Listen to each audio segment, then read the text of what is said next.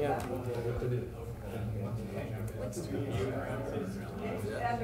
All right, it's 7 o'clock in Gardner, Kansas. I will call the Gardner City Council meeting to order. Can you please rise with me and recite the Pledge of Allegiance? I pledge allegiance to the flag of the United States of America and to the republic for which it stands, one nation, under God, indivisible, with liberty and justice for all.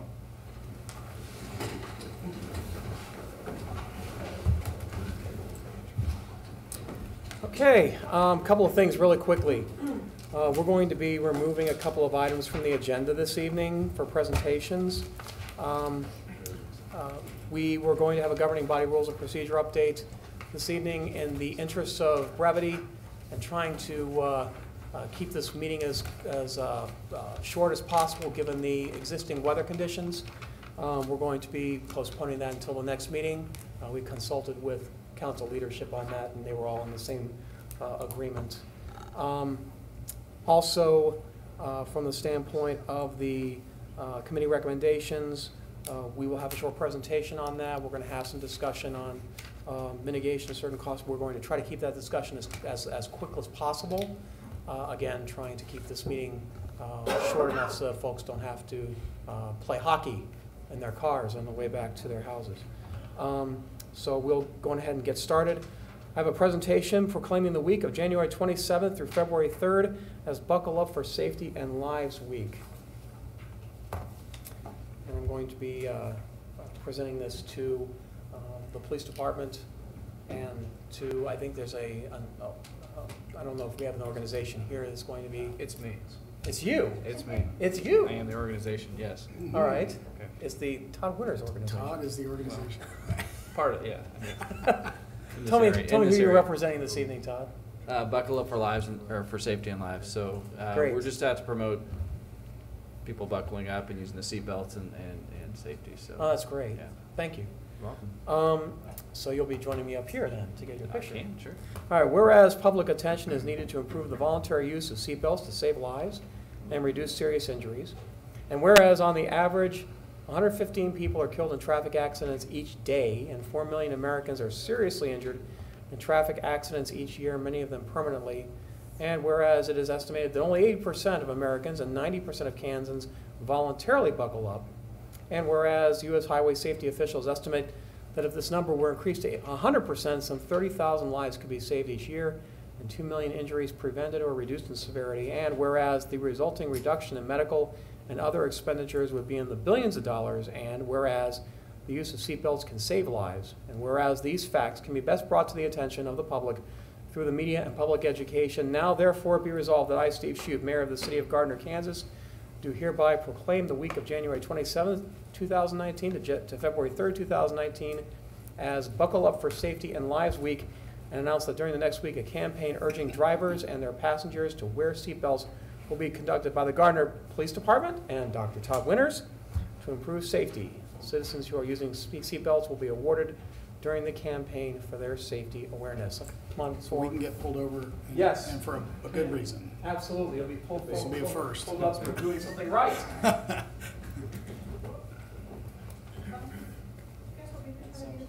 certainly. That's all right. I'm sure Danica would not be, You're right. would not be happy if you didn't take a picture. Right. There you go. You first, Albert, while I try to figure out where camera is.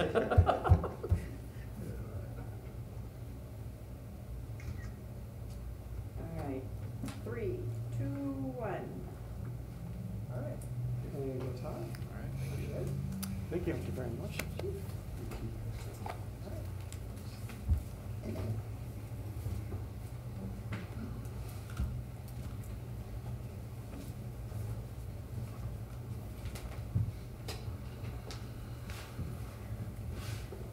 I love those presentations. They're the easiest. Oh, my goodness, look at I'm who's fast. just jumping up here.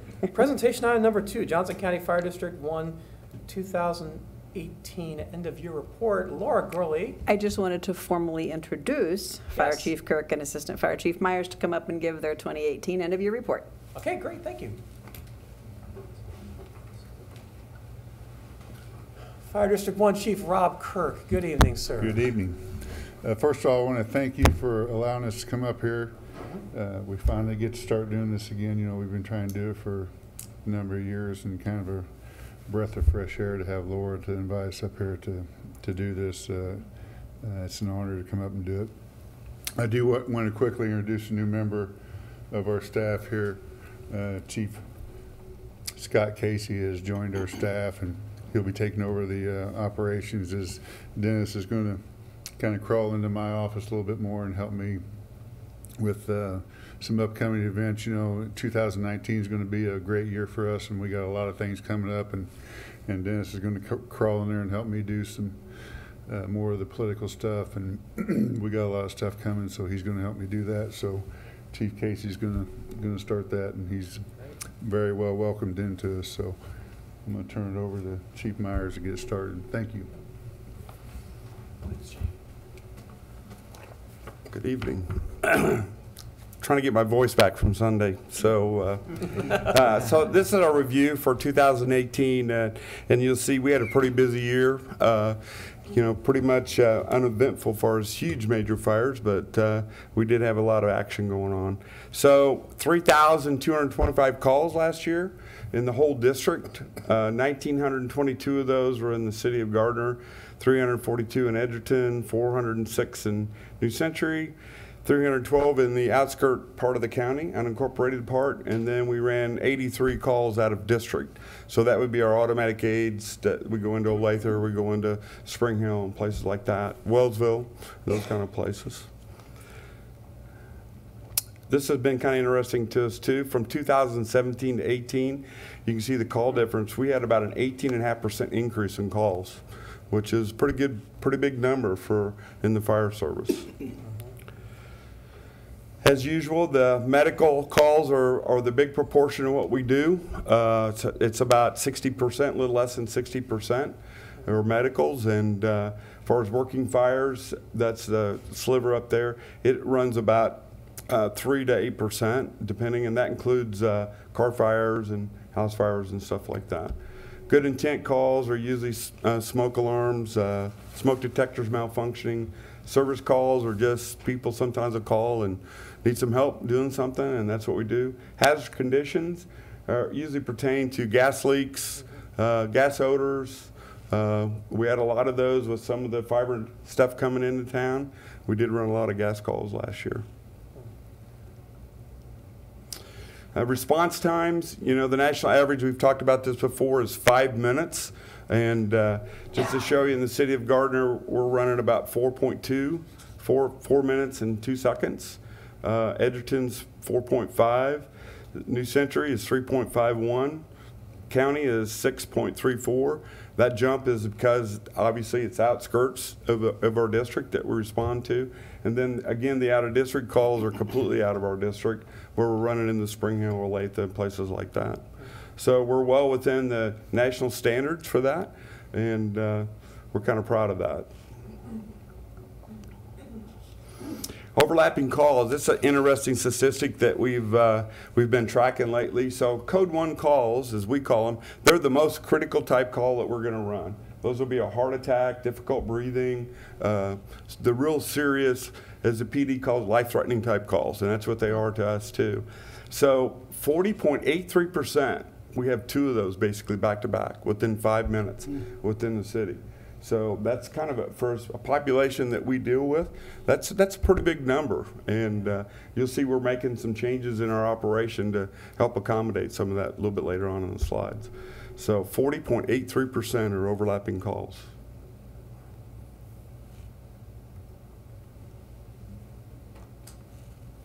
It's not liking me.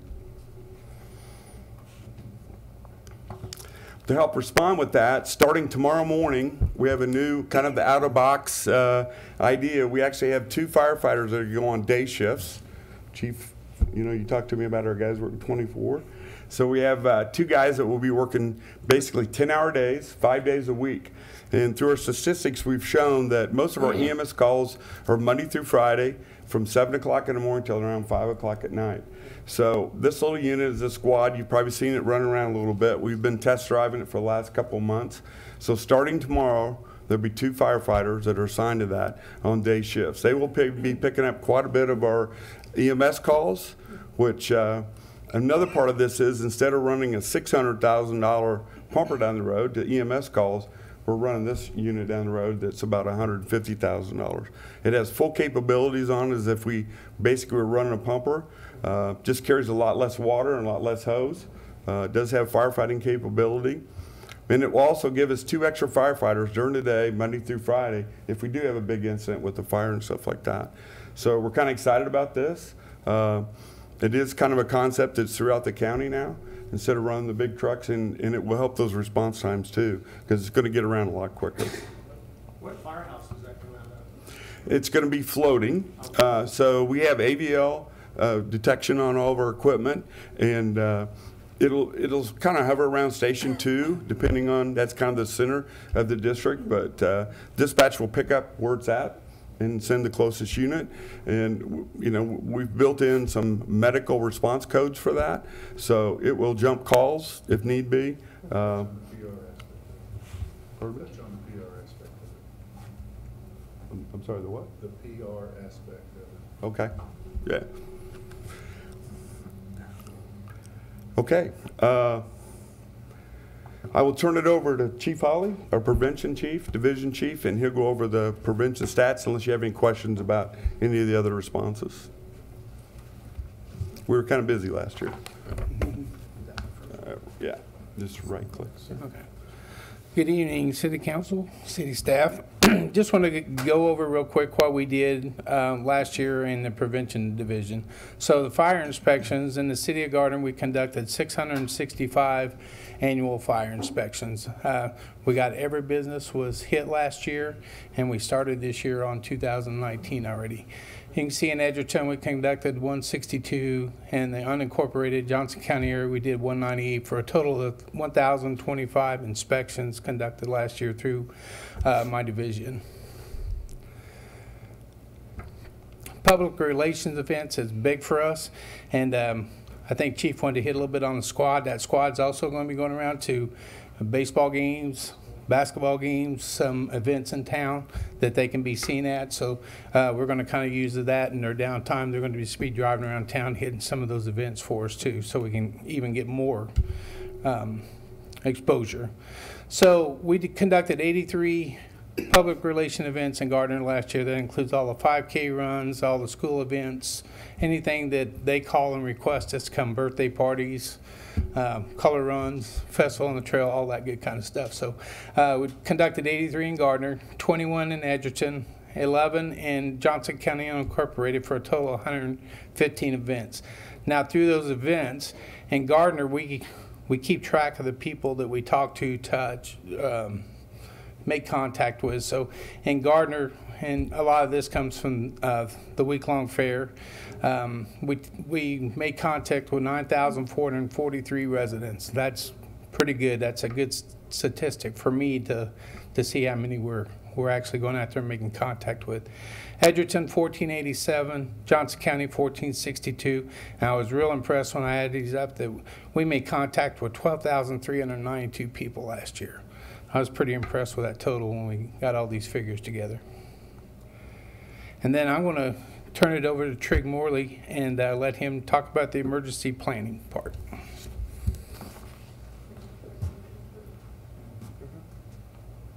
Yes, on the agenda, if you have a copy, it's number 3 on the presentations.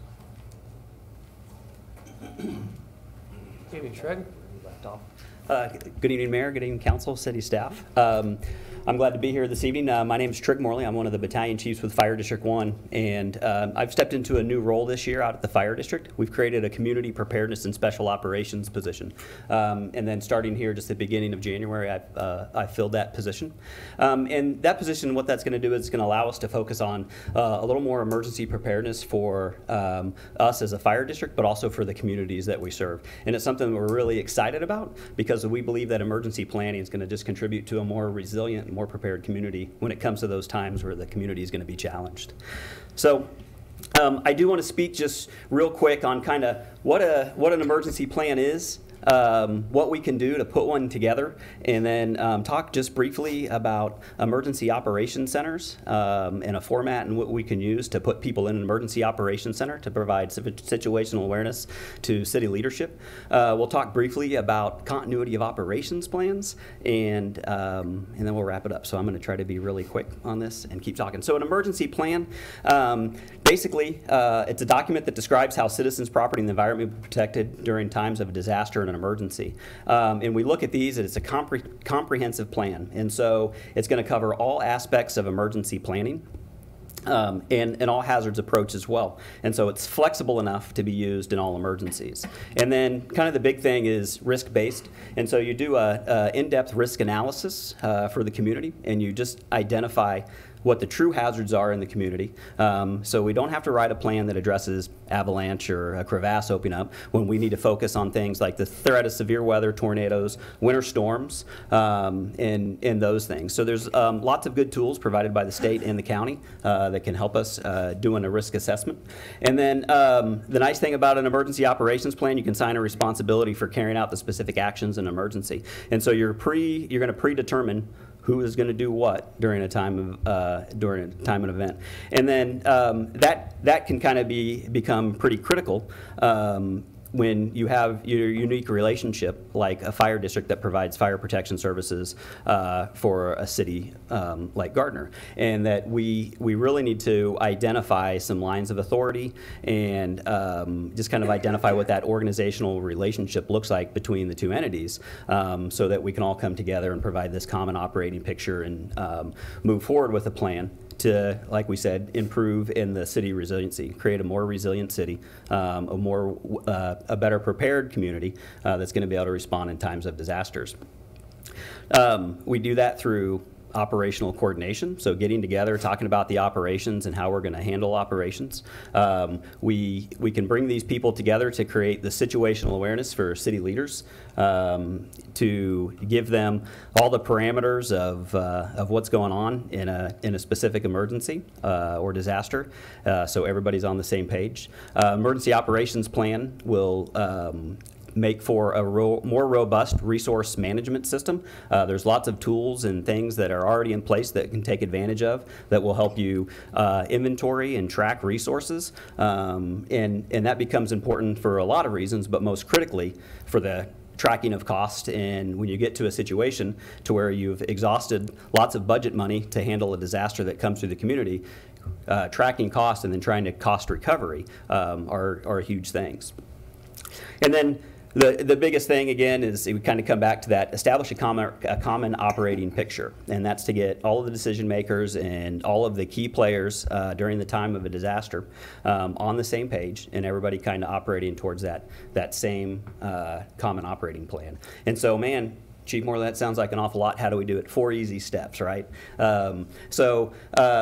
And granted, you know, there's a lot of work that goes into this. I would gather that this is a multi-year plan that before you could reach an end state with this. But you start with an in-depth hazard analysis, and again, that's where we just look at what are the hazards that's presented to the community and how can we address those. So you do that hazard analysis. You rate your hazards. You start with your highest hazards and then move down to the lowest. With that information, then you can then start developing your emergency operations plan. There's a ton of tools that are available to us. We've got some specific training with some of the tools that the state of Kansas and the Kansas Department of Emergency Management and Johnson County Emergency Management have made available. We use a tool, Kansas Planner or Bold Planning, and that's just a really great collection data point that then can get you really templatey on a good emergency plan, a good place to start. So that's how we do the EOP, or the Emergency Operations Plan development, through some of those software tools. After you got a plan in place, then it's time to test the plan. Testing plans can be as simple as getting the folks together and have conversations in a tabletop scenario. There's lots of full-scale exercises designed for EOCs and to test emergency plans that happen multiple times in the county and in the region, that are all available for to test a plan that we would have in place.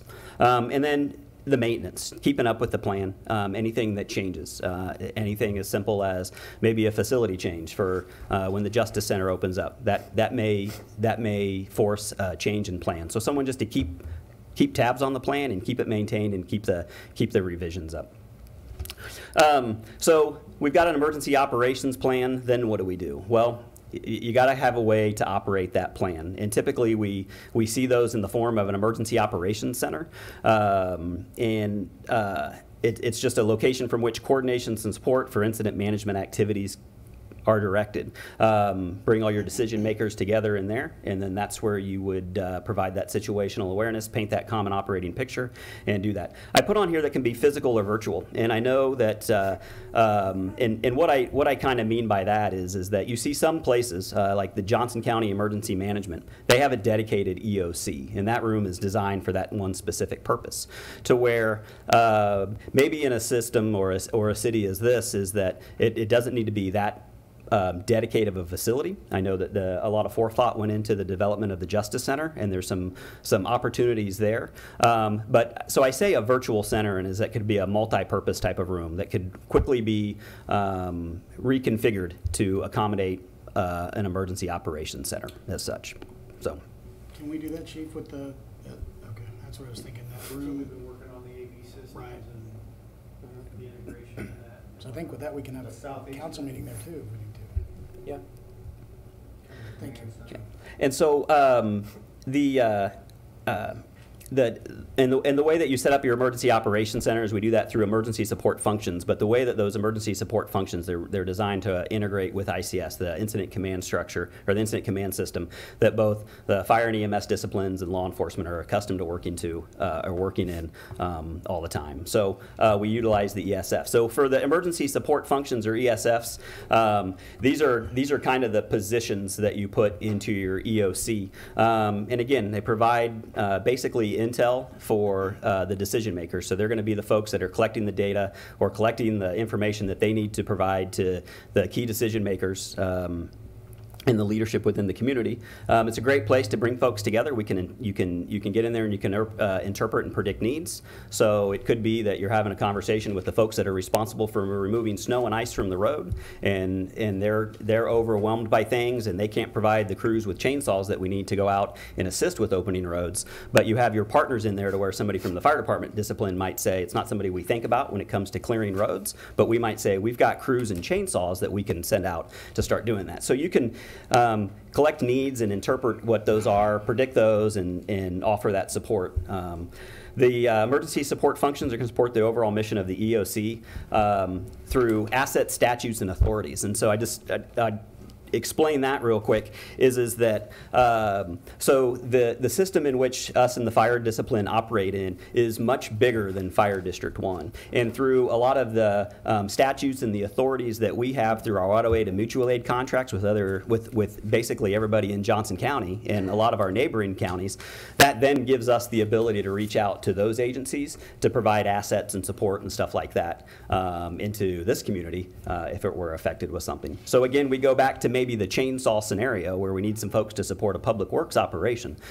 We may not have that resource, but it does exist in the fire discipline within the county. That resource could then become available through our authorities and the statutes and the agreements that we have in place as well. So that's a nice benefit there.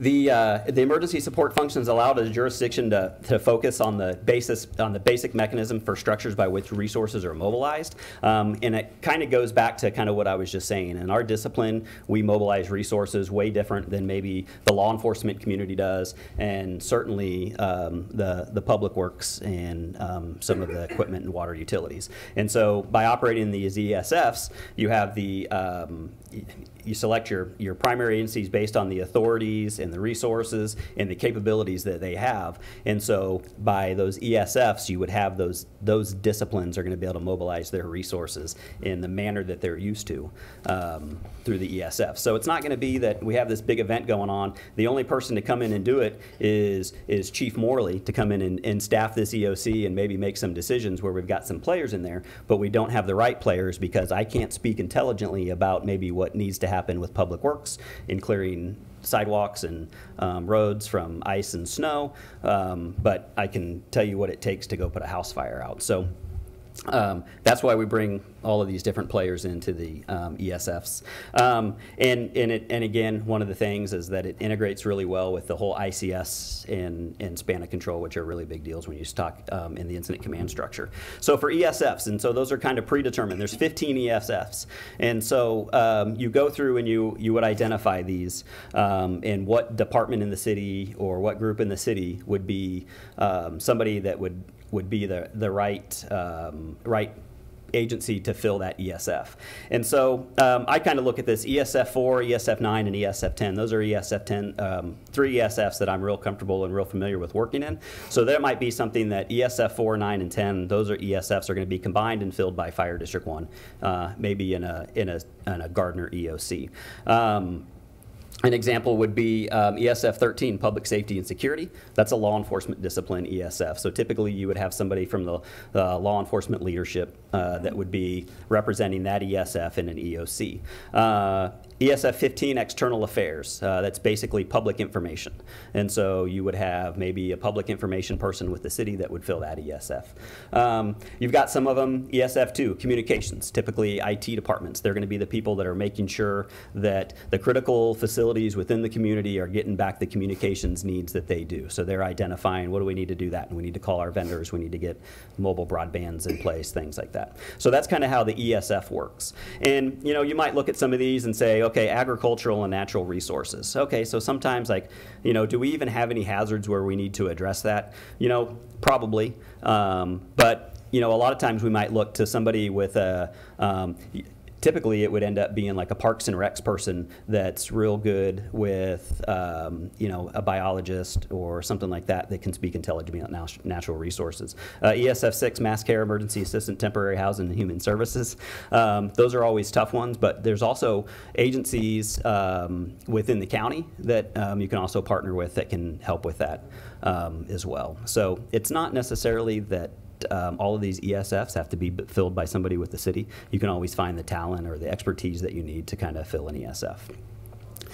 So, and then kind of the last little piece that I wanted to visit on, continuity of operations plans. And this is usually kind of a big one. What are you going to do if your normal operations are disrupted? And so that's to say is that a sprinkler head is ruptured in an office here, and that employee is going to be disrupted for a period of time while that's repaired and everything's cleaned up and everything's dried out and equipment's replaced and so on and so forth. A continuity of operations plan goes through with each specific department to identify what they need to do their job, and then you identify where else, how else, when else can you do your job. And so you basically build a continuity of operation. How are you going to continue to operate as a city or as a department or as an agency when your normal is disrupted? You can't do your job in your normal fashion. And my understanding of the continuity of operations plan is that there's levels of continuity. So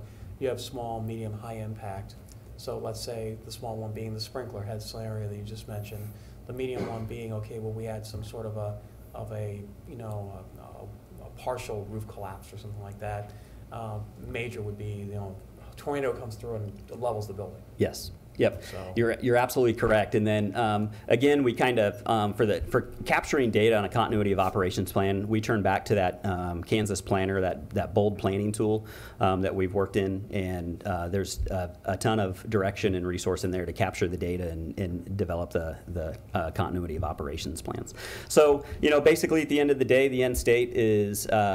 The Fire District 1 now has a position that's here to support the city, and would love to be involved at a very high level and develop an emergency operations plan for the community, assist with getting a formal EOC or some options for some EOCs established and identify what that looks like and what needs, develop continuity of operations plans for all of the departments within the city.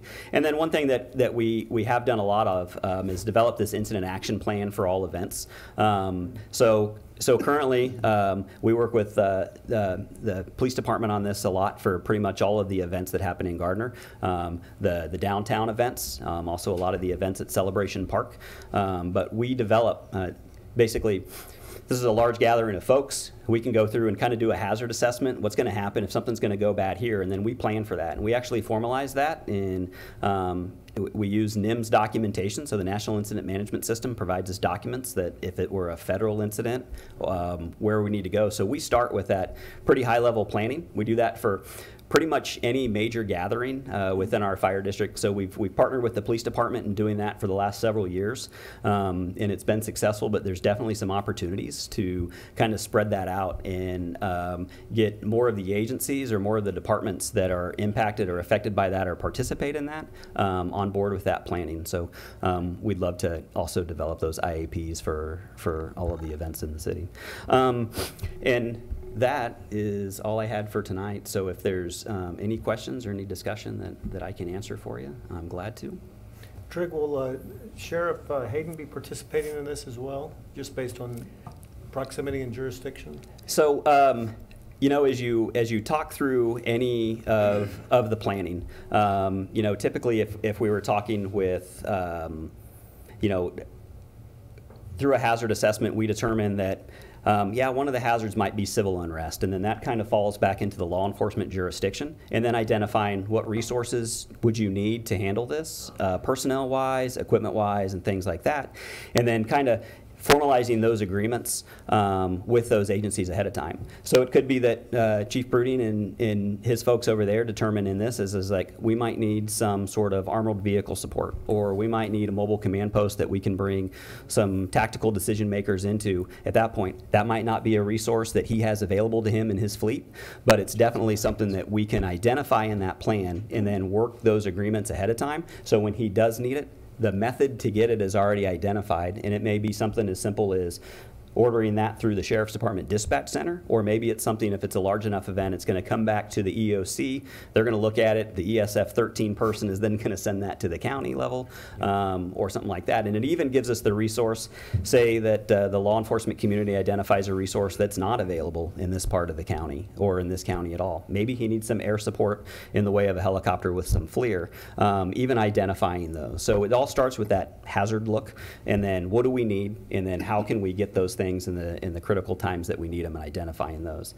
I think that for the Sheriff's Department community, a lot of their facilities are covered under the emergency operating plan. Continuity of operation plans for the Sheriff's Department, being that they're a county agency, those are also managed through Johnson County Emergency Management, to where they help the Sheriff's Department with those. There might be a little bit of involvement with their facility out at New Century, but a lot of the stuff that the Sheriff's Department done is handled through county EMC. Okay. So, thanks, Trey. yeah.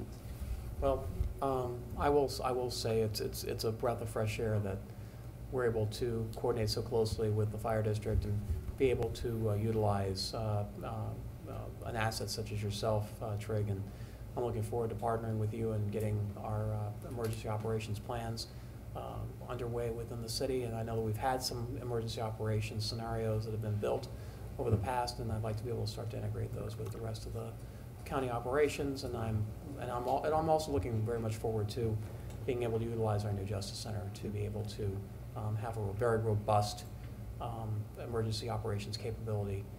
We have a pretty high level strategic asset out to the west, And it's important. It's not, I've been saying this for a long time, but it's important that we start to look at that as a potential target threat.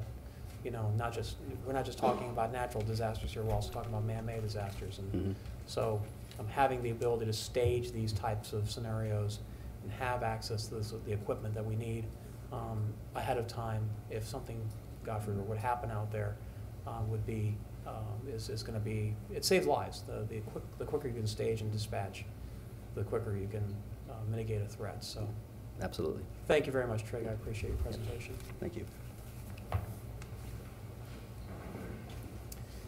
Okay, moving on. We have a public hearing, and I believe that Matt Wolf is going to have a short presentation on that public hearing regarding a proposed redevelopment project plan, the Main Street Marketplace Project Area 1. Matt Wolf, good evening. Good evening, Mayor, Council. The purpose of this public hearing is to hear comments on approving the development project plan for Main Street Marketplace Project Area 1 and the use of tax increment financing for project costs. On December 17, 2018, the City Council opened the public hearing and voted to continue the public hearing on January 22nd, 2019. I've asked Bond Counsel Tyler Ellsworth to be here tonight to provide a quick update on this project and its current timeline. Great. Always good to see you, Tyler. Likewise. Good evening, Mayor, Council, and thank you, Matt. And thanks for the opportunity to give you sort of the update on where things stand. I wanted to touch on 3 things in my remarks this evening, and I'm going to try and keep it brief. But the items I wanted to cover are, 1, just a brief overview of what is in this TIF project plan. 2, to talk about where we are in terms of the status of the negotiations with the developer. And 3, talk a little bit about where we are in the calendar and the proceedings for the various incentives that are on the table here. So to start with, as you'll recall, and for the benefit of the public that maybe are sort of joining us for the first time or have been in and out at various points in this process, the TIF district itself is for the entirety of the shopping center. Essentially, it's carved up into 3 different TIF project areas. The western third will be the new Price Chopper grocery store and 1 pad site.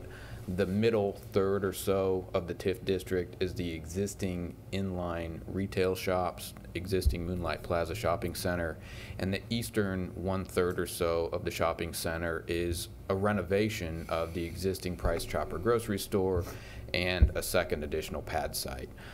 What we're talking about this evening and the purpose of the public hearing is to review the TIF project plan for just the western 1/3 of the TIF district. So that's known as Project Area 1. It will contain the new Price Chopper grocery store and 1 of the pad sites. And the TIF plan sort of looks at what the improvements are that are going to be constructed there, both the private improvements that SMD, the developer, is putting in, but also the site improvements to public benefit, some of the infrastructure. There are storm drainage issues, a new street, whether that's a public street, a private street, and those discussions have been had. And so we look at the improvements that are being made, but we also look at what the revenues are that are going to be generated from those improvements. And very simply, the developer's initial request was to use the property tax increment and the sales tax increment for up to the 20-year maximum TIF term. Where we're headed with our agreement is to provide the developer the opportunity to be reimbursed from just the property tax increment, not the sales tax increment, and limiting the property tax increment generated by the new Price Chopper in Project Area 1, the new pad site in Project Area 1, as well as the property tax that's generated eventually from the eastern third of the TIF district, the renovated Price Chopper and the 2nd new pad site. So that's what we're talking about. The reimbursement to the developer, based on our discussions and subject to final agreement, we're looking at making those property tax revenues available for reimbursement for about 10 years after the new grocery store opens. So significantly less than the 20-year maximum term. We're trying to figure out what the developer actually needs and also look at the TIF dollars that are being provided in the context of the entire incentive package, TIF, CID, and sales tax IRBs. So that's sort of the the TIF project plan in a nutshell. To get to the second item, just the status of negotiations, we have been in fairly detailed discussions with the developers team over the last couple of weeks, and we're focusing on discussions with supermarket developers. And actually, we expect, if things continue sort of on the track that we're on, to end up with a single agreement for redevelopment of the shopping center with just the city and supermarket developers. Clearly, there's another owner that owns the existing Moonlight Plaza inline shops, and supermarket developers is looking at an agreement between those two property owners that the city would not be a part of. So the city would just look at a single agreement. I think that's a positive step in a lot of ways, and that's part of the reason that we're here this evening and having to sort of bump some things farther down the road.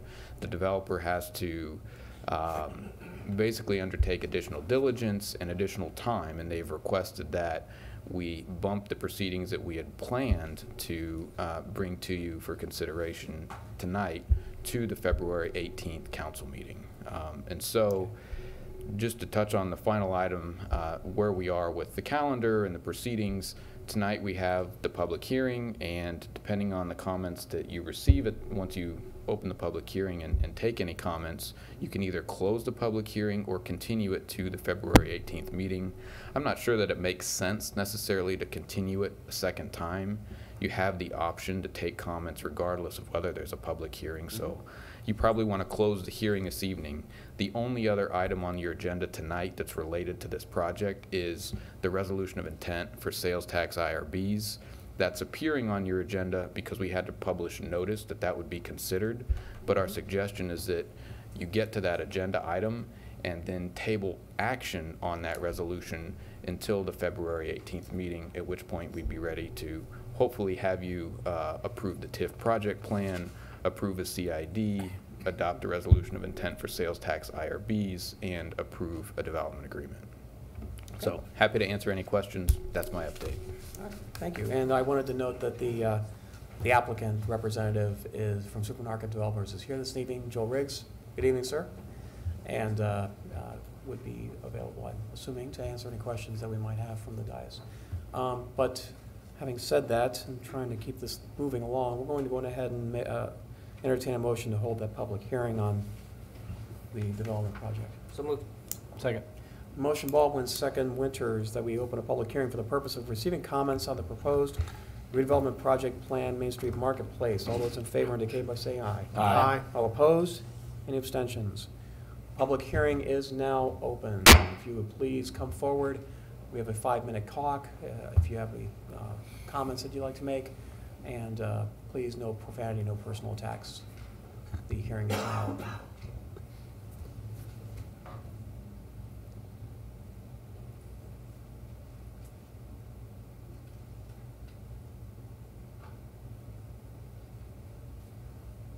Seeing no one coming forward, do I have a motion to close the public hearing? Moved. Second.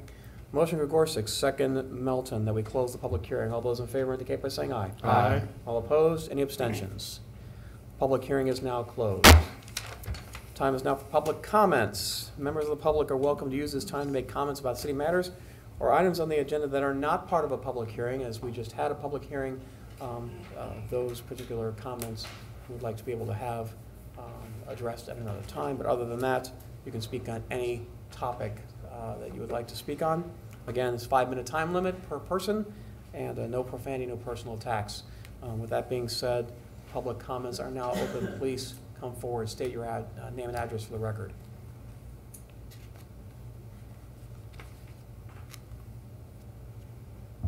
Going through this part. Yeah. With no one coming forward, let's move on to the consent agenda. Is there any member of the council wishes to remove an item from the consent agenda? Seeing none, I'd like to entertain a motion on the consent agenda. So moved. Second.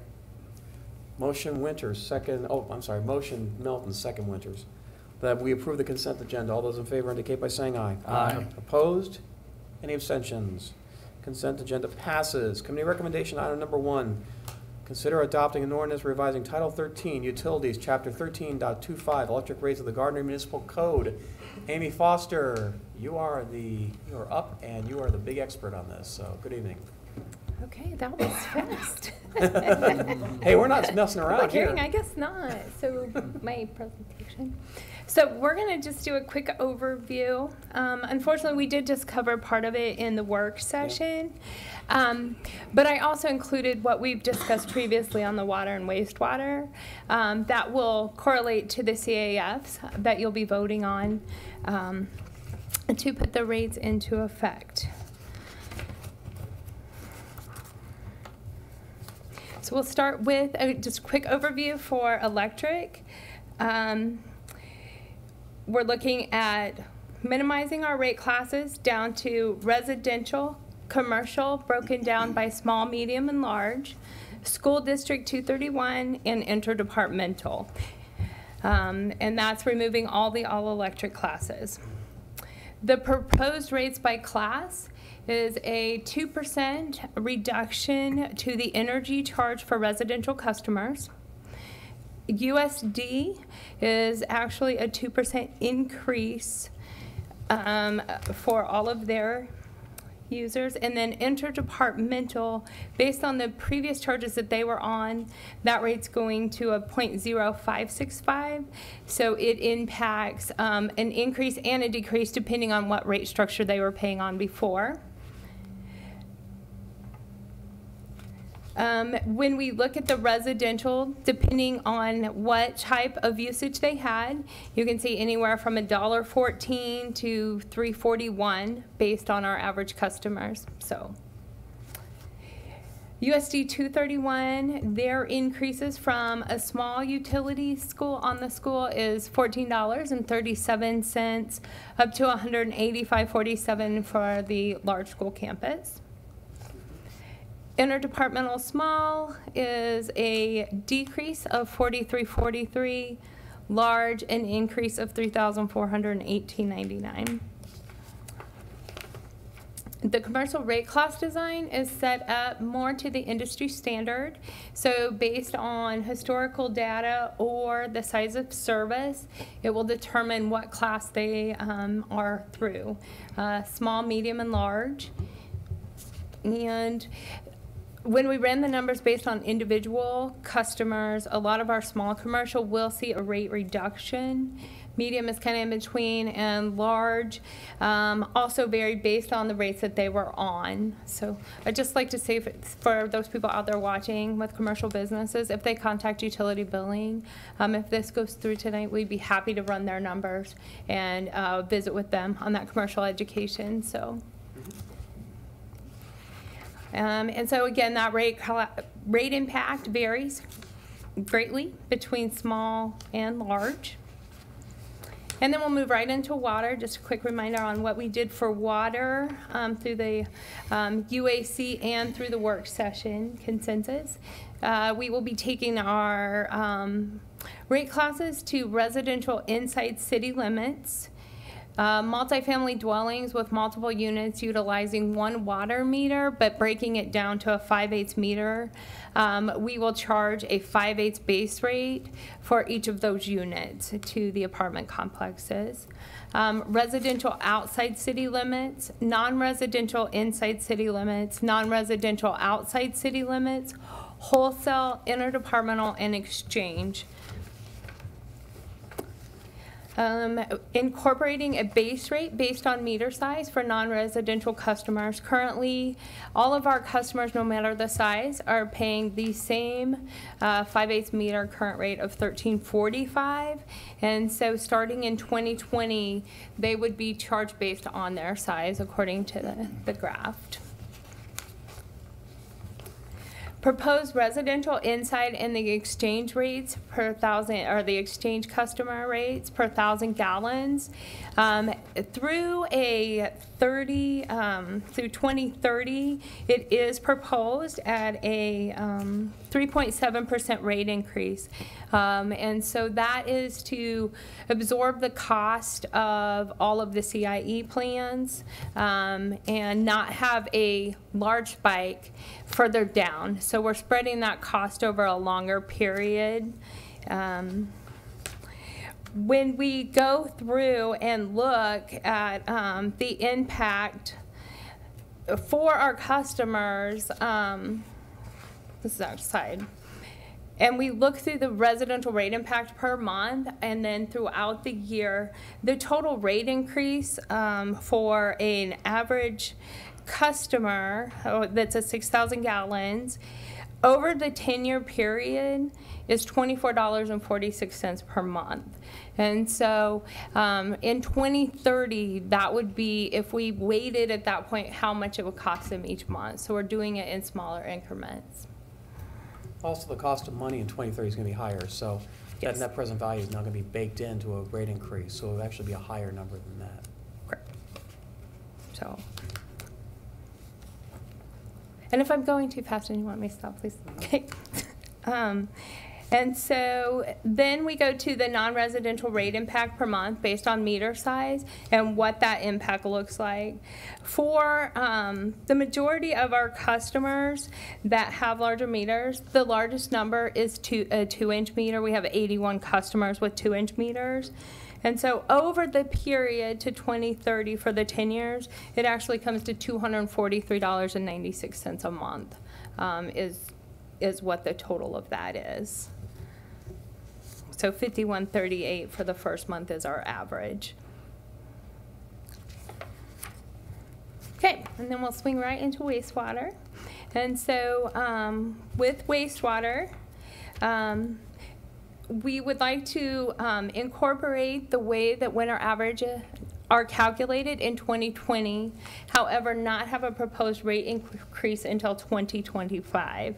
And so what we're asking tonight for is that winter average calculation that would separate out residential customers and non-residential customers, where residential customers will have a winter wastewater average that is calculated from the December, January, February, and March billings, with the highest month being removed. So we'll be averaging the 3, remove the 4th month, the largest. And then non-residential customers, that their actual water usage will equal their wastewater consumption that's billed each month. And again, that would go into effect in 2020 with the other rates for water and electric. And then in 2025, we would have a 1% rate increase for the wastewater. Is what's being proposed. That actually comes to 68 cents per month for a 6,000 gallon customer. Then we randomly selected 5 customers and ran what the change in the calculation looked like. Oh, sorry, as I'm not clicking through. And the majority of our customers, residential, actually save money on their wastewater bills as well with the calculation when we recalculate it with this type of a rate calc. And on the non-residential wastewater calculation impact per month, it is an increase, again, depending on what type of customer, how large they are, and what that impact per month looks like. And so our medium customers were $13.90 per month. So. And then, because we're asking you to look at all 3 services tonight through our council action, I did put together a proposed 2020 residential rate impact over the total bill. And so this is a small residential customer, 500 kilowatt hours, 2,000 gallons of water, and a 2,000 gallon of wastewater. So with the rate increase we're asking for water, the change in the wastewater calculation, and the reduction in electric, this customer would still see a 20-cent reduction. And this does not actually include tax or power cost adjustment, which our power cost adjustment, based on the great contracts that we've got right now and what we're buying power for, we have actually, in the last 12 months, 8 of those months have been a negative. So we've credited back. And so I went back to see when we started giving back credits. And over the last 3 years, the city's actually given back $1,175,000 approximately back to every customer. So that's just not residents, that's commercial business as well. And so if we continue to see that based on the good contracts that we have and how we're producing that, I think, and we are continuing to pass that down as well. So, and for an average residential customer, so your 1,000 kilowatt hours and 6,000 gallons of water and sewer, it's still a savings of 45 cents a month. And large residential, 13 cents. And then I think just that we do want to have the conservation plans out there for the year 2019, our commercial educational plans, to also help with that. So they can help impact the bills as well by getting that usage down and doing these different campaigns. I think that, we could even bring that down more so through conservation and education, so. Hey, Amy, I got a question about that PCA. Because I know there's been a lot of talk, a lot of discussion regarding the very large fund balances that we've been keeping within our electric fund, for example. Could you speak to how PCA might be helping to alleviate some of that concern? Because of our contracts, and when we do the budget and the forecasting and allocate expenditures and figure out, again, the estimation, we predict what those fees are going to be. And so when they come in smaller, and we have a base rate inside the rate so that we're pre-collecting. And so, yes, when we're giving that back to our citizens, we're not putting that in the bank as revenue. We're actually giving it back to them. Good. And so we're bringing down the revenues that we're bringing in by adjusting that PCA.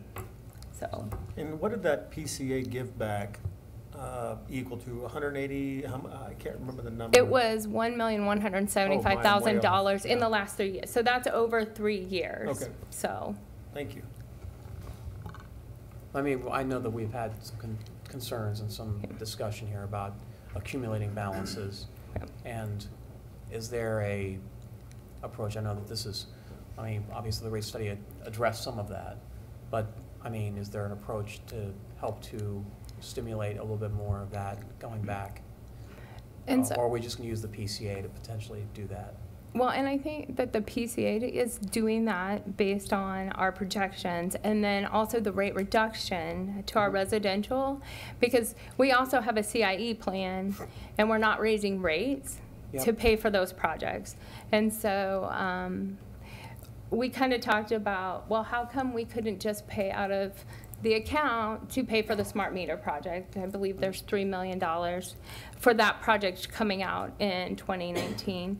And so, again, because you want to spread the cost of a project that's a 20-year project, we can't do that. But on the other side of that, we're going to make that payment without raising rates to pay for these projects.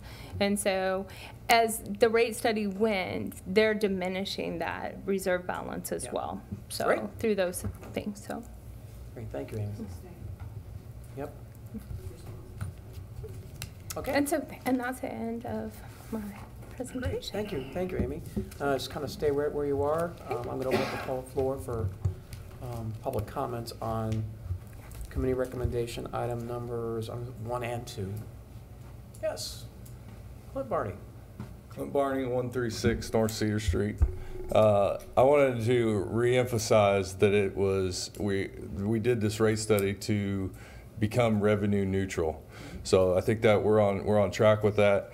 I think looking back over the numbers, I don't know, talking with Ryan and Laura earlier, I think the pilot program is at 5%. I think by law, can I say that? You don't know what I'm going to say. You never know what he's going to say. It's like me up there. But I think by law, I think we can raise it up to 10%, if I'm correct. I'm not proposing to raise it 10% pilot, but I think to justify a rate increase, I don't think it's right to increase it on your residents when we can increase it a percentage or 2% on the pilot program to offset that. So just a thought. Anyway, that's all I got.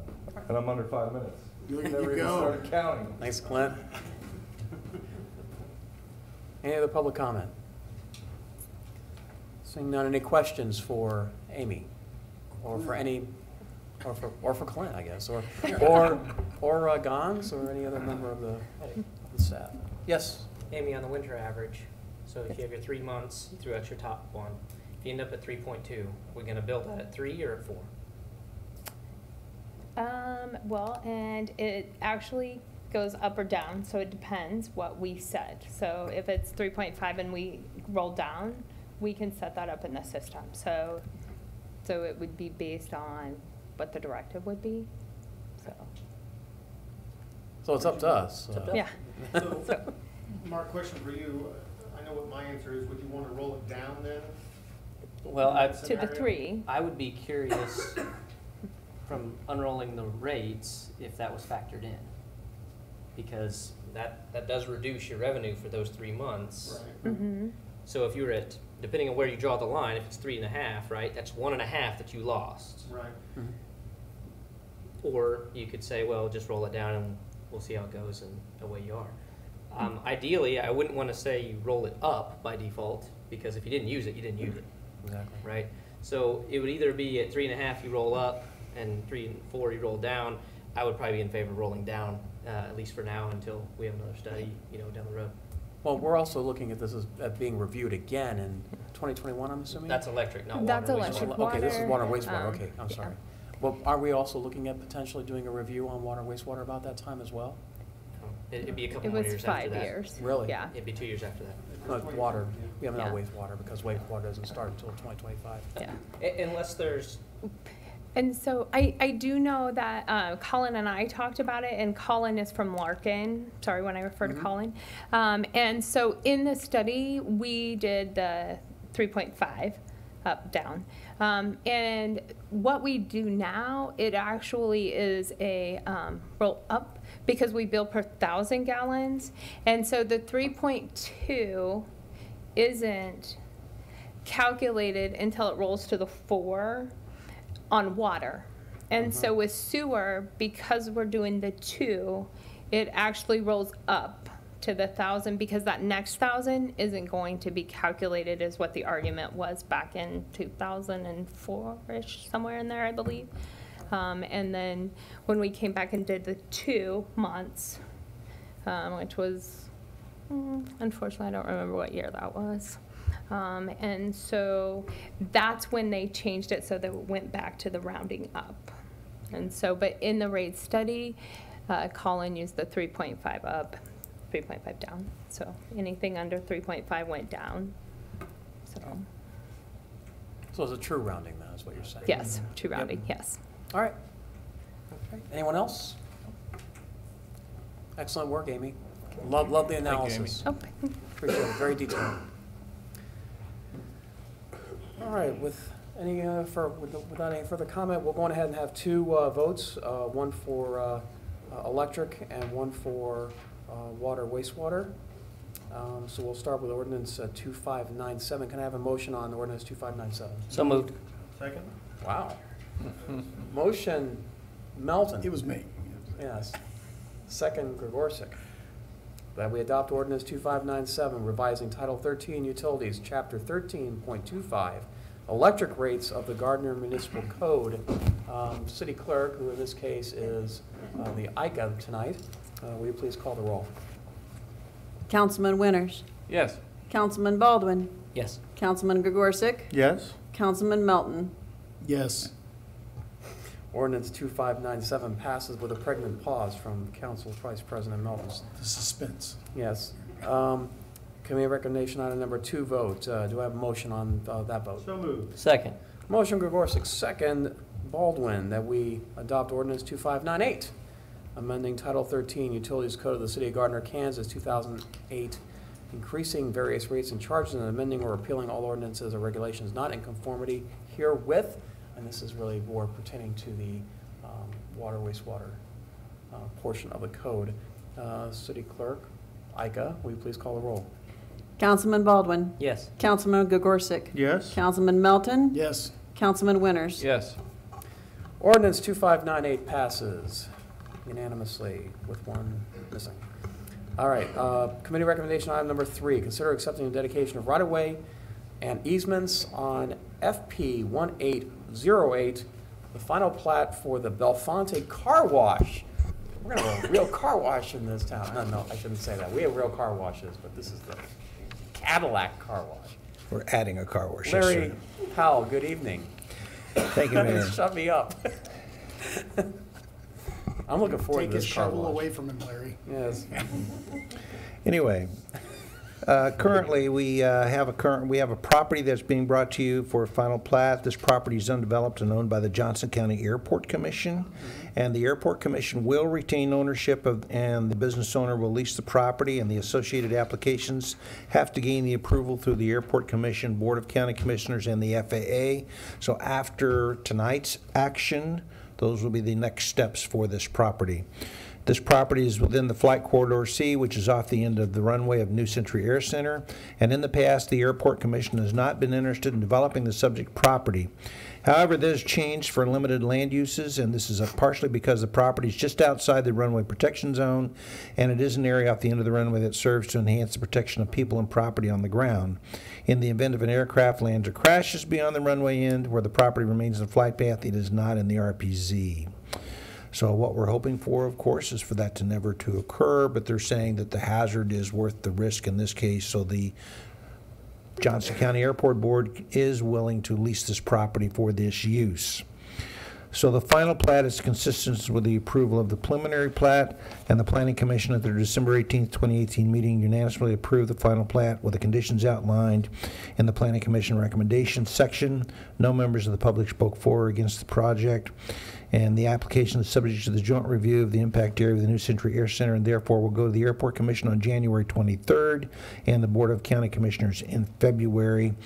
The recommendations are to accept the final plat FP-18-08, a final plat for a Belfonte Car Wash, parcel ID CF231419-4022, located at 1750 East Santa Fe Street, and a staff report dated December 18th, 2018, and a final plat dated November 26, 2018. The Planning Commission approved the application with the following conditions. 1, review and approval at the Johnson County Airport Commission and Board of County Commissioners shall be completed prior to the issuance of a building permit. 2, that prior to the mayor signing an approved recordable plat, the excise tax shall be paid to the city. And 3, the construction plans for any utilities, infrastructure, or public facilities shall meet all technical specifications, and public improvement plans shall be submitted and approved prior to the release of the plat for recording, and recommends the governing body, accept the dedication of right-of-way and easements. And just for the record, the financial impact, the receipt of the excise tax will be in the amount of approximately $30,546.02 at the time of the signing. Thank you, Larry. Appreciate it. Any public comment on committee recommendation item number 3? Seeing none. Questions, comments from council? I'm excited. Yeah, that's great. Hey, I'd just like to get that monthly, car wash pass. Deal, right. Oh, yeah. Well, it's good that we were able to find something that fits that Fills size that, and with yes. the airport right Well, there. it's got a very specific type of use footprint. That might be thanks to Yeah. Greg. Yes, thank you, Greg Martinet. This was ready to go 2 years ago. Mhm. That environmental assessment held us up on it. We had the lease ready to go. Great. Larry, I do have 2 questions. Back to what Greg was just saying. How long is the lease? Between Actually, I would have to go back and look at the Planning Commission, but I know it's multi-year, so Okay. I mean, there's several options to renew, so Okay. it's a minimum, I believe, Greg, 10 years, wasn't that I think it? it's 10 with 10-year. With a 10-year renewal, yeah. Okay, good. And then will the roadway intersection to the east of that be adequate for the traffic flow into it? Yes, sir.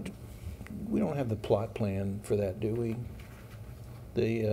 Were they showing the aerial site development plan?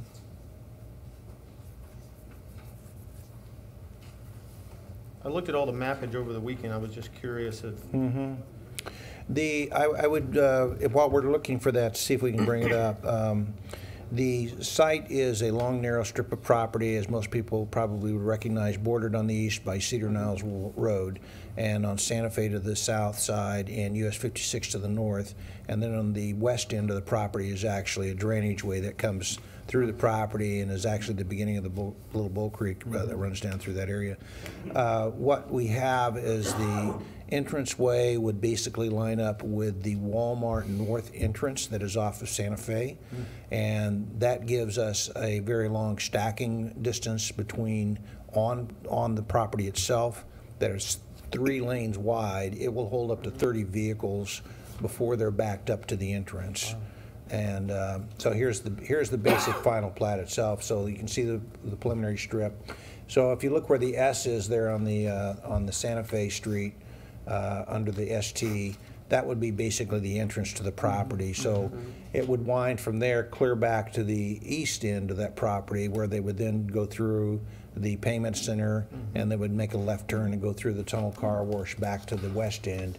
And then in between the entrance road and the building itself would be a vacuum cleaner area and waiting area if we needed to have any vehicles out of the way for some reason. So yes, there's more than adequate space, and it's been approved by our transportation people. So thank you. Thank you. Excellent. Yeah, I'm looking at some of the renderings here. It's going to be a pretty impressive. Yeah, I like all facility. the trees on Yes. 56 there, and it looked nice. Yep. Yep. Definitely clean up that whole area. Yeah, because they've got that old concrete pad that's there. We can shop locally for full service instead of having to go to Absolutely. Charlie's. Oh, man, I don't like that drive. Anyway, without any further discussion, I'll entertain a motion on new committee recommendation So item number moved. 3. Second. Motion Gregorczyk, second Melton, that we accept the dedication of right-of-way and easements for the Belfonte Car Wash. All those in favor indicate by saying aye. Aye. All opposed, any abstentions? We now have a car wash coming to town, folks. A nice one. And thank you very much, Greg Martinette, again, for your work on that particular project. Gotta be patient. Hey, it's always about patience, right? Okay, no old business on the agenda. New business item number 1. Consider adopting a resolution declaring the intent of the city of Gardner, Kansas to issue industrial revenue bonds and the principal amount of $19,390,000 for the purpose of financing a portion of the cost of the acquisition, construction, equipping of a commercial facility within the city Main Street Marketplace. I believe I think we want to table this, Mayor. already had a discussion about tabling that, correct? Correct. So- So if we table, it'll come up in the next meeting. I think the Yep. request was moved to the meeting on the 18th, so. So do you want to just continue, or? You need a motion or to continue. Well, to motion that date. continue, this discussion until February, and then we'll come up as old business then on the meeting of the 18th, correct? Okay, so instead of using a motion to table, which would have it on, consider next meeting, we'll go on and continue this. I'll move to Consider- continue this item. All right. Motion Gregorczyk, second Winters, that we continue discussion on resolution 2009. I think that resolution number is going to change. And so we will have this continued until February 18th for further consideration as old business. All those in favor indicate by saying aye. Aye. All opposed? Any abstentions? We have continued consideration on new business item number 1 to February 18th. Thank you very much. New business item number 2, consider adopting a resolution approving the execution and delivery of a second amendment to the developers agreement relating to certain incentives, including industrial revenue bonds and property tax exemption for a development project within the city, aka the Hampton Inn in Gardner and Gardner Conference Center. Matt Wolf, we've got a housekeeping item, I assume. We do. I'm Yes. always up for Second Amendment stuff. The developer of Hampton Inn has asked for a second amendment to the developers agreement to extend the completion deadline from February 1st, 2019 to April 1st, 2019. It's staff's recommendation that you adopt a resolution approving the execution and delivery of a second amendment to the developers agreement relating to certain incentives, including industrial revenue bonds and property tax exemption for a development project within the city. I'd also like to point out that Dave from Gardner Hospitality is here tonight. Yes. And if you have any questions, please let me know. All right, thank you. So the applicant is here. As we kind of mentioned, this is just a continuance because there has been some issues with the opening date of the particular hotel, so we've got to do this to allow them to be able to continue those industrial revenue bonds. So, any comments, questions? Any public comment on new business item number 2? Is there public here? That is public here. Okay, just making sure. I thought maybe they're blocked. I was also going to give the applicant a chance to speak if he wished to. But okay. Seeing no comments, any questions? All right. I have a motion on the resolution 2009. So moved. Second. Motion Melton, second Gorsick, that we adopt resolution 2009, approving the execution and delivery of a second amendment to developers agreement relating to certain incentives, including industrial revenue bonds and property tax exemptions for a development project within the city. Again, the Hampton Inn Gardner Conference Center. All those in favor? Oh, can I do that? Yep. ICA. Ika, will you please call the roll?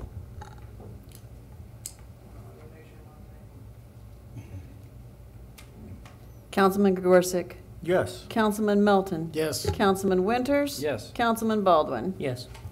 Resolution 2009, the proper resolution 2009, passes. New business item number 3, consider adopting an ordinance amending sections 5.15.070, operation regulations, and 5.15.120, restriction of business to premises of the Gardner Municipal Code. Larry Powell. We're here to talk about massage establishments. Good evening.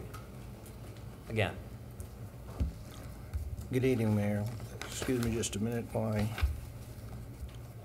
get through my papers here.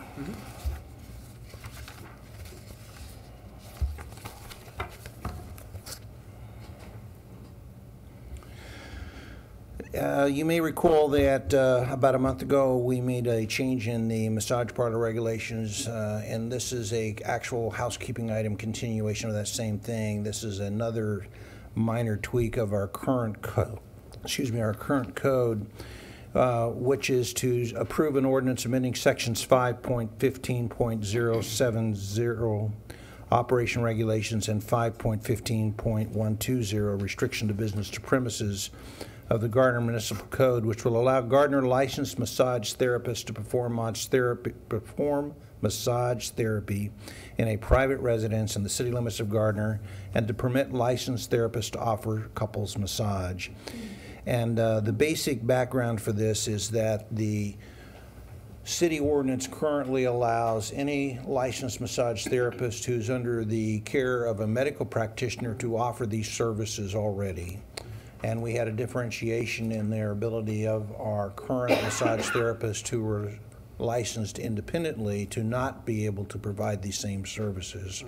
So this is an effort to equalize the ability of people that are licensed identically but operate under different auspices of certification to have the same capabilities. And so basically what we've done is we've allowed the hours of operation to slightly change to allow for the fact that if we're going to allow for a business to function at a home, it needs to operate within a shorter time frame. So the hours are changed on the hours of operation under 515.070.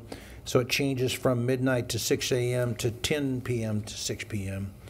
And then the separation of the patrons, we had to remove the word unlawfully and make it lawful for patrons to receive treatment in the same room or the same quarters at the same time to allow couples therapy, massage.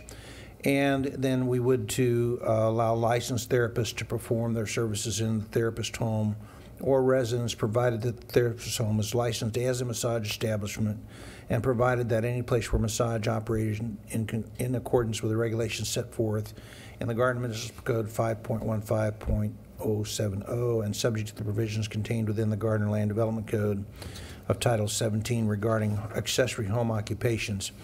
So we've already changed the home occupation sections to allow this as an allowable business type. And so this changes the massage therapy regulations to allow the massage therapist to do home service once they're licensed in our city, be it either out of their commercial establishment or from another home service location, which we've also just implemented recently. So that's the changes that are in there, and we would request that you would adopt those ordinances. Great, thank you, Larry. Any public comment, I wouldn't assume I would see any, but any public comment on new business item number 3? Seeing none, any questions or comments from the body? Larry, I just had one question. I know that Tom and Mary had this request. Are there other licensed massage therapists that'll utilize these changes? They all would be equal, have equal access to them. These were the married couple that currently supply services in town that brought it to our attention and actually made the request on behalf of all the massage therapists that are currently licensed in the city. But they're the ones that were basically making the application on that behalf. Thank you, sir. All right. Any other questions? Hearing none, I will entertain a motion on new business item number 3. So moved. Second. Motion Melton, second Winters, that we adopt ordinance 2599, an ordinance of the City of Gardner, Kansas, amending sections 5.15.070, 5.15.120 of the Gardner Municipal Code relating to the operation regulations of massage establishments and the restriction of businesses to premises for massage establishments. All those in, Ika, will you please call the roll? I was trying to make sure that we have the right number of codes. So I have ordinance 2599, yeah. I don't want anything back. That's all right. Councilman Melton. Yes. Councilman Winters. Yes. Councilman Baldwin. Yes. Councilman Gregorczyk. Yes, ma'am. Ma'am. Ordinance number 2599 passes. New business item number 4, consider authorizing the approval of change order request number 1 for Turner Construction for CMAR service and installation of fiber between City Hall and the new Gardner Justice Center. Michael Kramer. Good evening, Mayor and Council. Talking fiber. Yeah, so, of course. So what this project is and what the change order is for is to provide fiber optic for IT services between City Hall and the new Justice Center. Again, we're going underground from City Hall up to 167th and Center Street, and then we'll do on the big metal utility poles that the city owns, we'll put the fiber across that aerial, and then we'll go back underground once we reach the Justice Center property.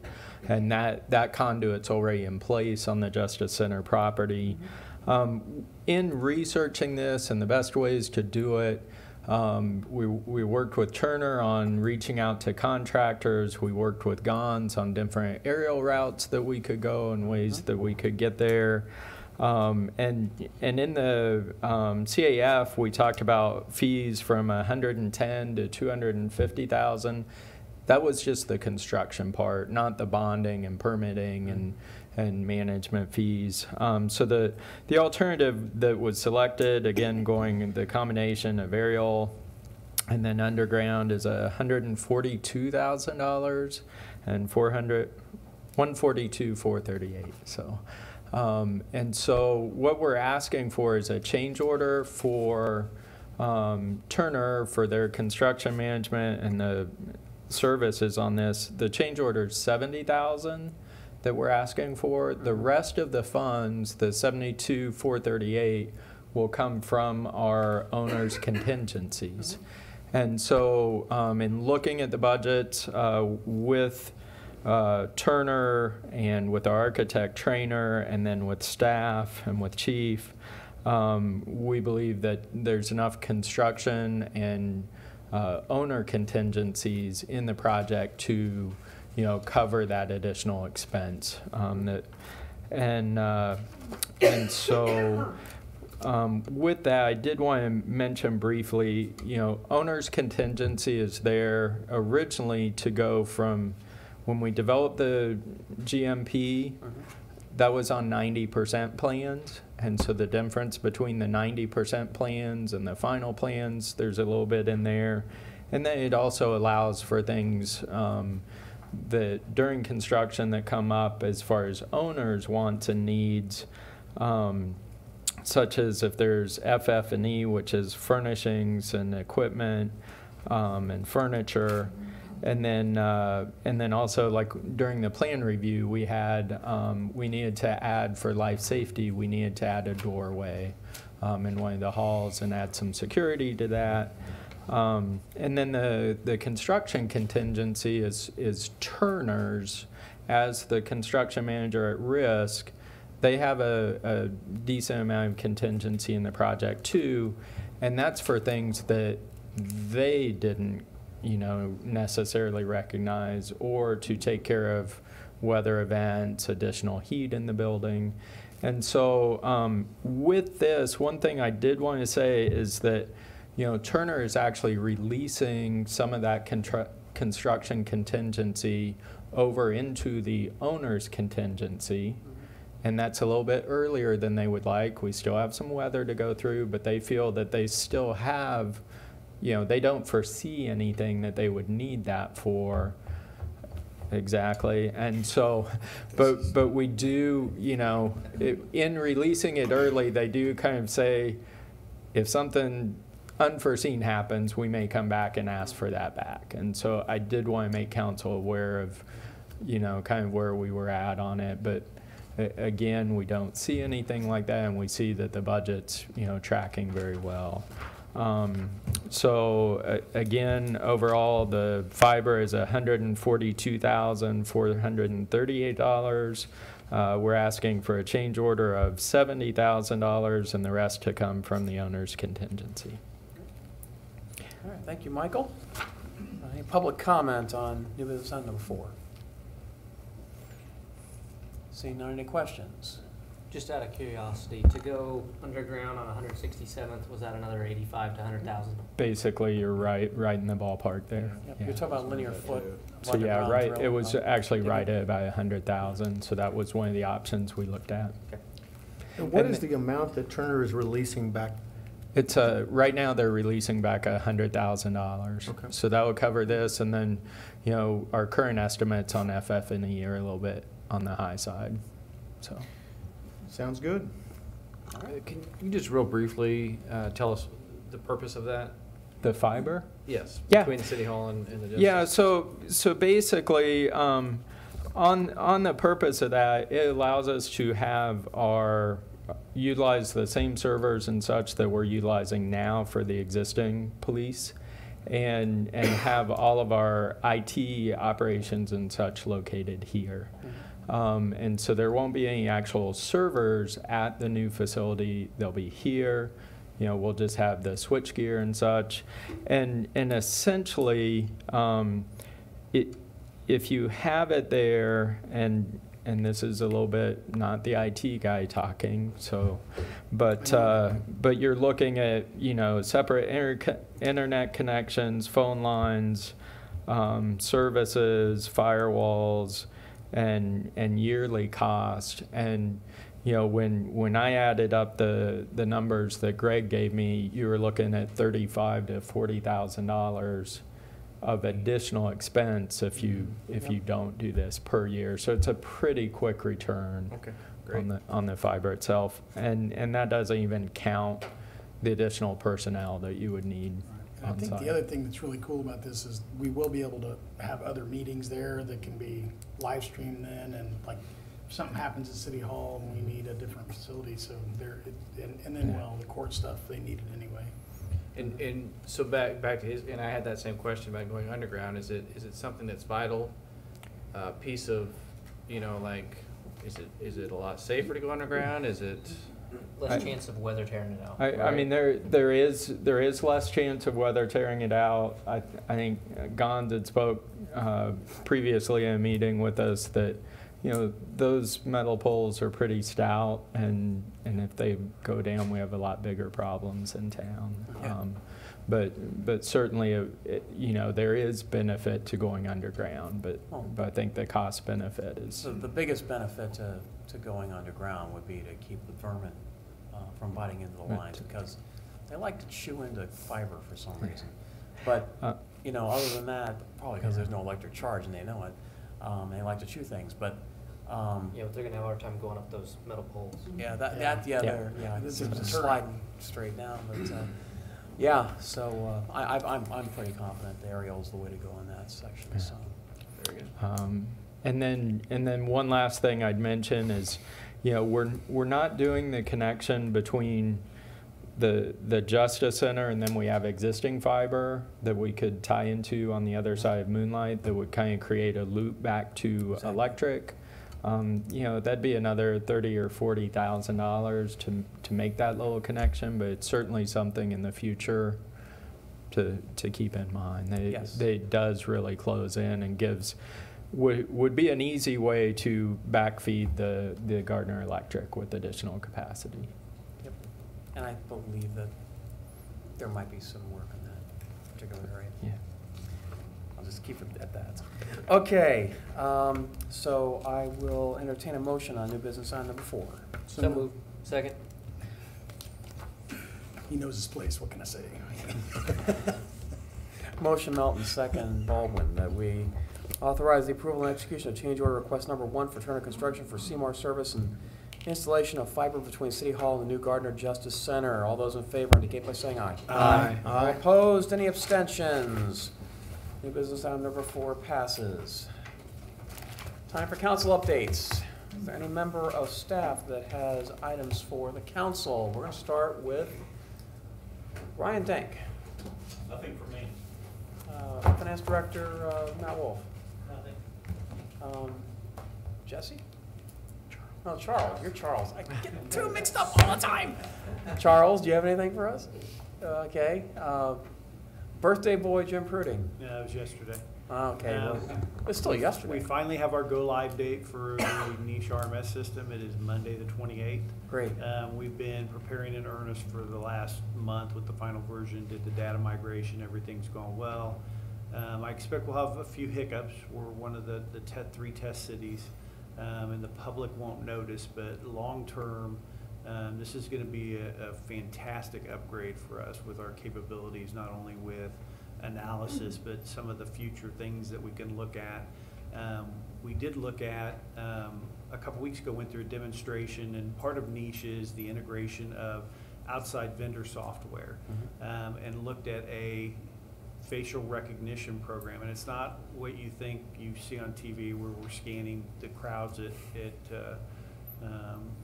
Celebration Park. This is a system that would scan our WatchGuard video and public records like mugshots to try to identify potential suspects. So it's less intrusive than what you would think facial recognition is, but it's something that I may come to you later and talk about because of the political will it would take to integrate that into our system. Each city would go to their own council to see where they're at. So. Sure.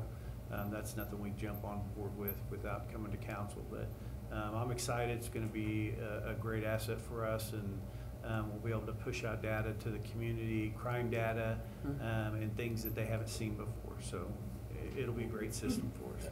That first day, we got to have you be the first one to have the system run on. Well, I might break the system if that's the case.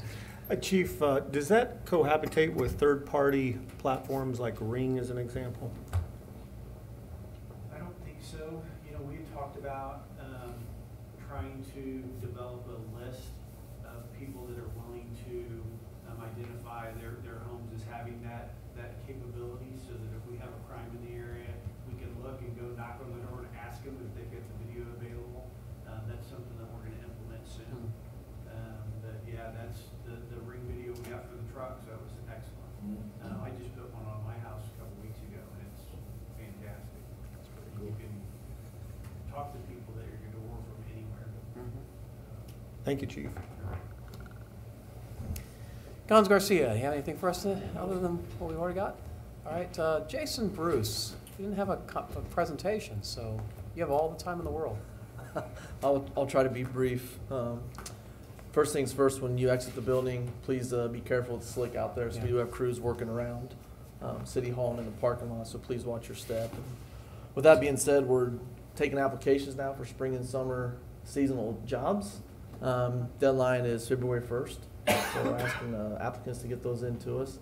That same day, I believe most of you saw in the Friday Minute memo, in the spirit of customer service, we're rolling out our first ever online reapplication program for pool passes. So it's something that people can utilize, something new. So if you had an existing pool pass last year, whether it was a family or individual, you'll just be able to go to your online account and sign up and renew it right then and there. That's great. That's all I have. That's a great convenience for folks that didn't want to go back into City Hall and reapply all over again. So that's good stuff. Thank you. Larry Powell, anything else? I think you pretty well covered the gamut for tonight for economic development, so I don't particularly have anything new. You have a lot. That's it's exciting when we have that much going on. So thank you. Michael Kramer, anything else? So I did want to say that I was excited to see Johnson County come, the fire department, and talk about emergency planning. You know, we do have a lot of in-house documents that have been developed in conjunction with Johnson County Emergency Management.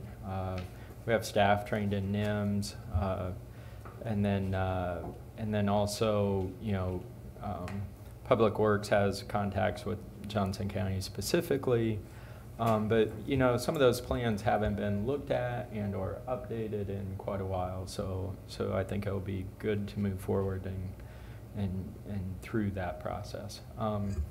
And along those same lines, so not this weekend, but the weekend before, we did have obviously 11 inches of snow. Crews began Friday night worked through Sunday near mid-morning. We had about 260 man-hours in that snow removal effort and plowed nearly 2,100 lane miles. Very few issues with our aging equipment, though it is. You know, one of the things on that snow, it was very heavy, very wet, but you know, the nice thing about it, it wasn't frozen underneath. So it was ultimately it cleared off very nicely, and we received just an overwhelming number of, you know, positive comments on the snow. We did receive a few negative ones, and we destroyed some mailboxes, which is somewhat typical of a wet snow when it gets thrown off to the side. Those have all been, I believe, addressed, and then this past weekend we started operations Friday night. We had crews run until Saturday around 2 o'clock. 10 vehicles, about 1,500 miles. Another 222 man hours.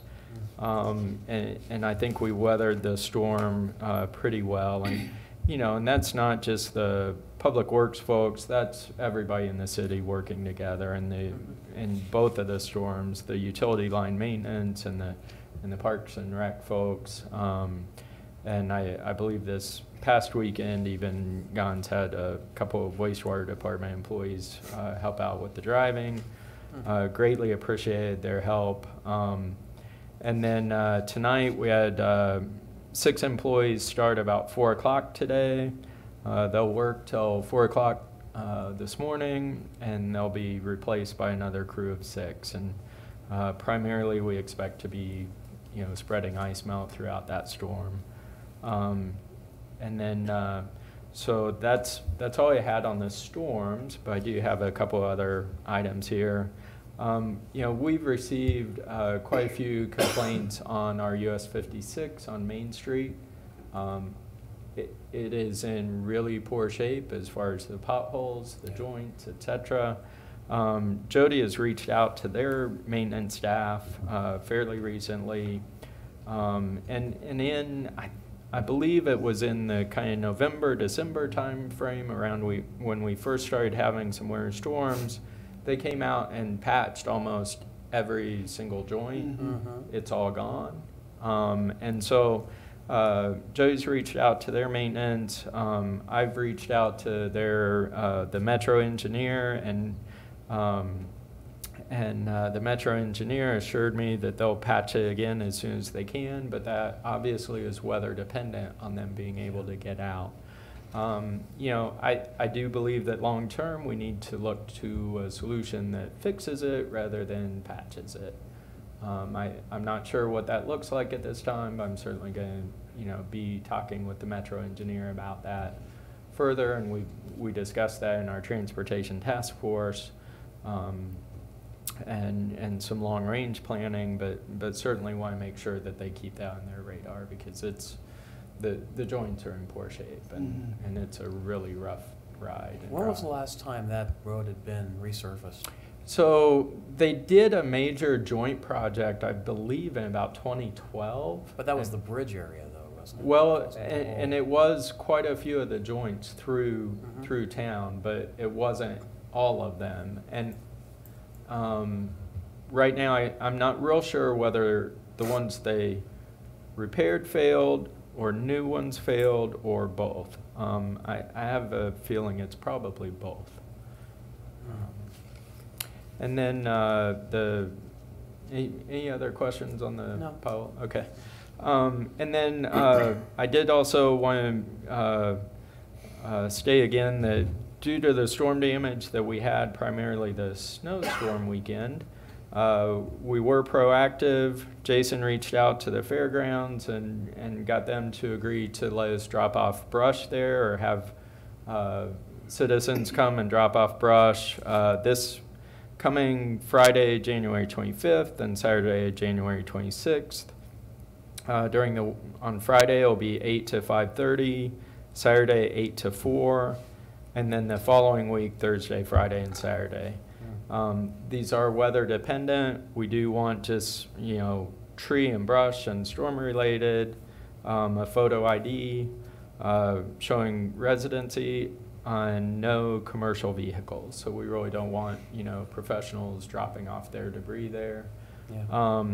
And so along with this, you know, obviously we anticipated a much more damaging storm event this past weekend, which thankfully did not happen. But Johnson County reached out to us. In the past, we've partnered on this type of thing, and they reached out to us and said, hey, if we provide some personnel and maybe some financial assistance, can we partner in this? And so if you go to Johnson County's website, this is one of their drop-off sites as well. They're going to be providing additional personnel and equipment to man it. So that's great. Mike, I applaud your proactiveness. Are they chipping all that and reusing that at the fairgrounds, or what's? Yeah, so that's the plan, is to chip it. To provide for the fairgrounds, you know, and we're not sure what kind of response we'll have, and if it's too much, then yeah, we'll figure out where to take the chips. And usually, you know, local landscape folks are more than happy to take them for mulch and whatever. Thank you. Yeah, it looks like we've got quite a few trees still down in parts of the city. A lot of those Bradford pears split right down the middle. And we've got a lot of trees that'll probably just have to be completely removed because they're going to be too damaged to actually survive. So thank you for making that, for reaching out to Johnson County and for getting those drop-offs and I will say again, it's really a team effort on all the staff. Absolutely. Well, thank you. And going back to your first point, with regard to the weather, it is a big effort by a lot of different people, a lot of different departments and agencies to get that done. And I mean, how much salt have we gone through so far this season? I know it's probably better more than the season. I'm not sure. Over the last two storms, probably about 350 tons in just the last two storms alone. So we're good. We're good with our supply, though, correct? Yeah, and we have a year-long, you know, locked-in price for a certain amount of tonnage. Great, great. So we're good there. But I know it's been heavy lifting, and Parks and Rec has been a part of this. Utilities have been a part of this, and obviously emergency operations, emergency services have been involved. So thank you for all of you for helping to mitigate the effects of these things. Having said that, do we have anything from the city administrator? Interim. As long as you're going to take care of the Martin Yes. Luther King. Yes. Then I defer. Okay. Council, anything for staff? I'll start with Randy Gruersik. I don't want to steal your thunder on MLK Day, but Danica did do a phenomenal job. I was here Monday waiting for her to open the doors, and I thought the additions were great. I think the crowd was impressive, but I'll let you carry on. Yeah. I have 3 items, and I do want to be brief with respects to safety outside, but do we have any update, Mike, about the I-35 corridor? Yeah, so we do, what I can tell you is our consultant, Burns McDonald, has been hard at work communicating with KDOT and with us, and we met with them, I believe it was last week, and went over some minor details, and we expect to have our field check plans with comments back, hopefully this week, if not next, and we'll get those submitted to KDOT, and then we'll be looking to KDOT to say, okay, here's our schedule moving forward as far as property acquisitions and final plans and bidding. We do, hope to bid this in the fall of this year. Thank you very much. Thank you very much. Dog park, I don't know if it's Larry or Jason, but do we have any movement on that? I know a handful of dog folks hit me up over the new year. We will be working on a potential grant application this spring for that dog park. And then for our last conversations with Fire District, they had some land to the north of the water tower for us to utilize for that potential location for the dog On the park. back side of their tree row there? 183rd? Yes, off 183rd. Yep. Okay, thank you so much. They'll be glad to hear that. With the new Justice Center coming online, and I want to show my appreciation to Chief Pruding for taking me through that, a week or 2 ago. I think it was 33,000 square feet of awesomeness. Are we going to have a line item for preventative maintenance and maintenance once we get moved in and move forward? I don't think we've talked about that yet, but it's time to start getting on that because we are going to have additional needs that can't be met with the services that we have at the current station. Okay. And then as a segue, what's the city hall, a little over 10 years old? I think it was 2003 according to the plat there. Okay. 15 years. A little older than that. Do we have the same kind of preventive maintenance line items for, because I noticed a carpet buckling in certain high traffic areas and. Yeah, I'm leaning forward. So on the Justice Center quickly, Dean and I have talked about those line items a little bit, and one of those line items even is janitorial services, and so pretty quickly here, we'll work with our existing vendor to go out and be able to visualize and look at the space and give us quotes on that. And then we'll also develop some preventative maintenance plans moving forward. With City Hall itself, we are looking at doing a small study to kind of look at the needs here and kind of shore some of those up. And in our plans, we have roof and carpeting and stuff like that, but we also want to ensure that we're using the space all appropriately. So. Yep. And that'll be, I'm sorry, Go ahead, sir. but yeah, space utilization is going to be a big one because of the fact that municipal courts can be vacating this location, and a couple of other offices will be moving as well. So that whole center section there is potentially available to repurpose, and it'd be good to see how we can do it. So, sorry. Yeah, I appreciate the feedback. I just want to make sure we're taking care of our newest asset, our city hall, and of course the rest of our city assets, through preventative maintenance. Because if we do a little bit every year, it's a lot easier than a lot in 1 year. So, I mean, like a total roof replacement, which we may be looking at kind of shortly for quite a while. But now it's getting now the situation's getting acute because. I actually don't know how the roof is. I mean, nobody's said much about it. So. But that's all I had, sir. It's to be considered. Yes. Okay. Rich Melton. First thing I'd like to say, congratulations, Michael, and the get you and your team and whoever with the mailbox issue. You must have handled it spectacularly, because I did not hear one complaint about anybody losing their mailbox. And you know, I'm typically the one people reach out to for something like that. So congratulations. So, Because it's all your fault. Well, there you go. So, and then also, little props to Danica. I don't want to take too much away from the mayor, but I did attend the MLK exhibit, and it was pretty spectacular, and the cookies were delicious. So, yes. Dr. Todd Winters. I also enjoyed the MLK.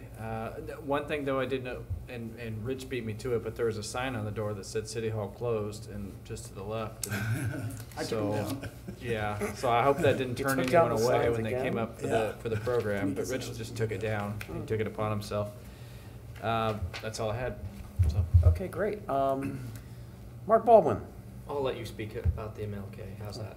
I don't have anything. Thanks. We've kind of been building you up to this, so Better be good. All right. this better be a Okay. speech. Expectations. So this is per Danica Marshall Kendo, our excellent communications manager and public information officer. Approximately 250 people attended the MLK exhibit between Friday and Monday. I'm assuming she's just getting some really well-deserved rest right now. She will take her rest a little later. Yes. It's at her choosing. We made an agreement. Yes, no, totally get it. 250 people attended. That's double what we had last year between Friday and Monday. And part of that was because of the fact we actually advertised 2 days this time. The second day was kind of slapped on last year, but this time we had that 2-day period. Sunflower Elementary's fourth graders attended, all of them. The parents reported that they came again as families after their child stated they had such a good time. We had, neat little stations here for, word searches and crossword puzzles and trivia, and they had a real jigsaw puzzle over here, and it was just really kind of neat. And then obviously all the chronological posters and other paraphernalia. Many attendees stated they heard about it through Facebook, as well as word of mouth. It was also advertised for the first time on channels 5 and 9. So we got local media coverage that was very positive, that was driving people down. We got visitors from Kansas City Metro, all over the Kansas City Metro, but Kansas City, Kansas, Kansas City, Missouri, Lewisburg, Roland Park, Shawnee, and Olathe. Interesting, we didn't get anybody from Overland Park. We'll have to work on that. And it was a real fun time. A lot of folks stuck around for a long time just to kind of chat and talk and kind of absorb the great information about the man who was Martin Luther King Jr. Huge thanks, huge props to Danica. Thanks to Charles, who helped to provide some IT services. Larry, Jason, Dean, probably many other people that I can't even mention right now. I personally brought my family on Monday, had a great time, got a chance to meet some neat visitors from other cities. There was actually someone here from Great Britain who brought their granddaughter here, who lives in the community. It was just a great chance to engage in the community, and I'm very thankful to our excellent public information officer and public relations person extraordinaire, who I believe needs to be nominated for an award for her display. I think it's about time we did that. Yes, you hear that, Danica? Oh, she's watching. Hi, Danica. All right, so we're giving you mad props, so we got to get that before somebody who can get you an award, because you did an amazing job, and I think I can speak for the entire governing body in that regard. So, thank you again. That's all I had. Please be safe out there, those who are in this room, and also those outside who might be outside this room might be watching on video. It's very slick out there. We don't want to have a lot of emergency calls this evening. Speaking of the calls that we don't want the fire department doing any more. Exactly. So stay safe out there, everybody. With that in mind, I will entertain a motion to adjourn. I don't know what happened. All right, we need a second. Second. All right, motion Melton, second Gorsick, that we adjourn. All those in favor indicate by saying aye. Aye. All opposed, any abstentions? I hope not. We are now adjourned.